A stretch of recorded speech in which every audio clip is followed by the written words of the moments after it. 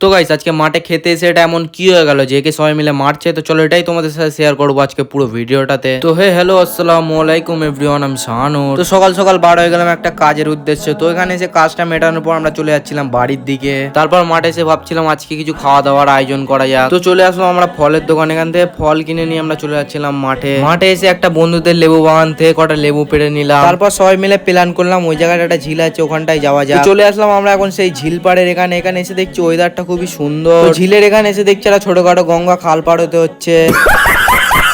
তারপর আমরা আমাদের গন্তব্যস্থানে চলে এসে আমরা আমাদের খাওয়া দাওয়ার আয়োজন শুরু করে দিয়েছিলাম। তো আমাদের পুদিনা ফ্লেভারের মকটেলটা রেডি হয়ে যাওয়ার পর এই মালটা খাওয়ার পর রিয়েকশনটা তোমরাও দেখো। তারপর আমাদের তরমুজ কাটা কমপ্লিট হয়ে গেলে আমি তাড়াতাড়ি করে খেতে লেগে গেছিলাম। তো তারপরে আমরা ভাবছিলাম এই ঝিলে একটু গোসল করা যায়। তারপরে প্যান্ট খুলে এই জামা খুলে ঝিলে লাফ মারলাম। আর সব বন্ধুরা মিলে একটু মজা করছিল। আর এই মালটা সালা মিডিলে গিয়ে হড়া পাকাচ্ছিল, তাই হালকা করে সবাই মিলে একটু কেলিয়ে দিল।